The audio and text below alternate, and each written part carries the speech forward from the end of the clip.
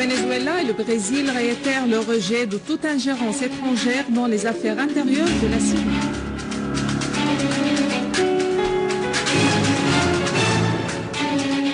L'armée arabe syrienne prend le contrôle de Tal Brish, de Jabal Roto et de Tal Dorin dans la banlieue nord de Latakia.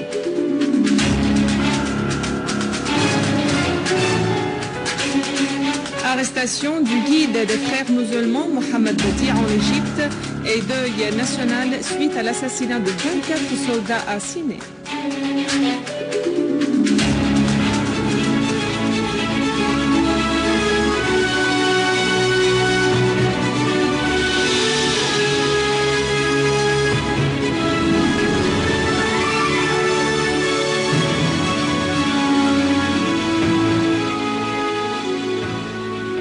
Mesdames et messieurs, bon après-midi et merci d'être avec nous.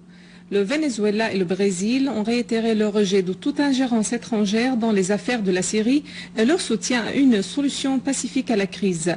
Le représentant permanent du Venezuela auprès de l'ONU, Julio Escalona, a déclaré lors d'une séance du Conseil de sécurité des Nations Unies sur la protection des civils que la fourniture d'armes aux groupes extrémistes et aux mercenaires qui combattent hors la loi en Syrie a attisé le combat, la violence et les actes terroristes contre des innocents.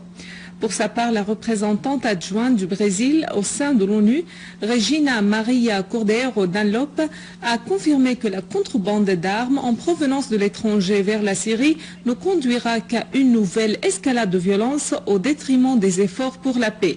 Elle a mis en garde contre les répercussions de la contrebande d'armes au profit des groupes armés en Syrie, ce qui nourrit la fausse conviction d'une option militaire à la crise. Sur le terrain, l'armée arabe syrienne a pris le contrôle de Tal Brish, de Jabal Roto et de Tal Dorin dans la banlieue nord de Latakia après y avoir détruit les derniers rassemblements des terroristes qui s'y étaient infiltrés. Des unités de l'armée arabe syrienne ont avancé vers le mont Ashaya avant de le purifier des terroristes qui avaient saboté le sanctuaire de Nabi Ashaya et pris la fuite vers la zone de Salma et les autres zones frontalières. L'armée arabe syrienne a découvert à son arrivée au sommet du mont des nourritures de fabrication turque qui étaient en possession des terroristes.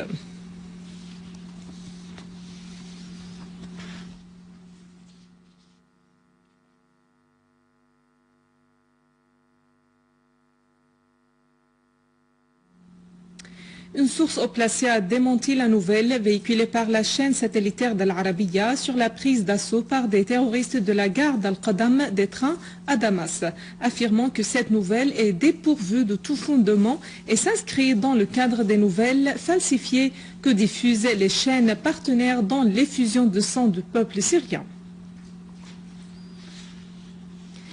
8 citoyens, dont une femme, ont été blessés du fait de la chute d'obus de mortier tirés par des terroristes sur les domiciles des citoyens à proximité du stade Al-Abbasiyin et dans les rues de Saad Zerloul Al-Qassa'a et de Khaled ibn al-Walid à Al-Qanawat à Damas.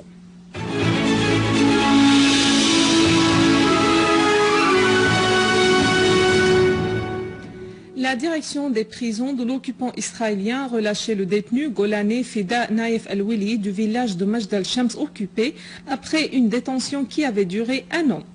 La décision de la libération du détenu a eu lieu hier tard, et ce dans le but d'empêcher l'organisation de toute cérémonie d'accueil à Al-Wili. À noter que le détenu Fida Al-Wili devrait être libéré dimanche dernier et que la cour israélienne à Nasra avait condamné Al-Fida à 12 mois de prison à cause des incidents de la Naksa et de la Nakba qui s'étaient produits en face du village occupé de Majd al-Shams. Au Caire, la police égyptienne a arrêté aujourd'hui à l'aube le guide général des frères musulmans Mohamed Badi'. Une source sécuritaire égyptienne a indiqué que les services de sécurité ont arrêté Mohamed Badi' avec 2 des dirigeants de la confrérie musulmane ainsi que 6 de leurs gardes de corps dans un appartement situé près du quartier de Rabi' al-Adawiya au Caire. Sur un autre plan, le président égyptien par intérim Adli Mansour a décrété un deuil national de 3 jours en Égypte suite à l'attaque terroriste contre 2 autobus transportant des soldats égyptiens près de Rafah au nord de Sinaï, faisant 24 martyrs. L'enquête ouverte par les autorités égyptiennes a révélé certaines circonstances de cette attaque.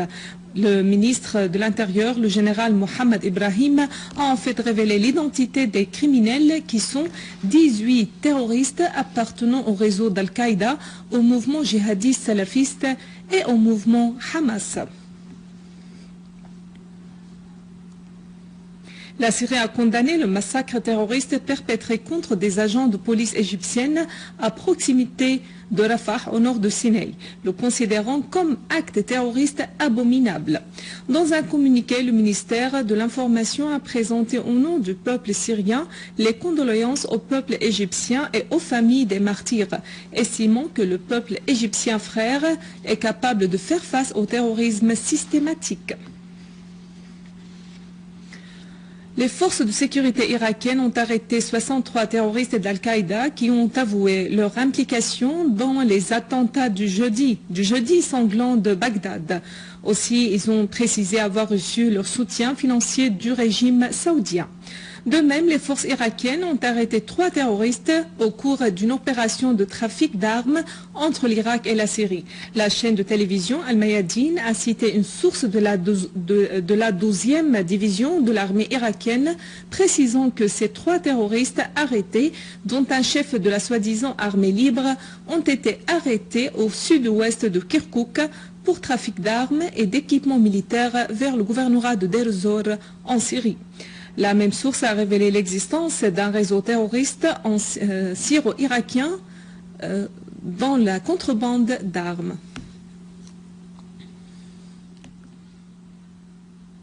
Avant de clore ce journal, un rappel des principaux titres.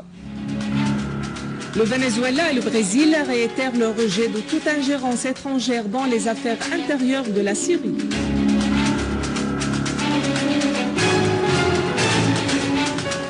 L'armée arabe syrienne prend le contrôle de Tatorbesh, de Jabal Roto et de Taldorin dans la banlieue nord de Latakia.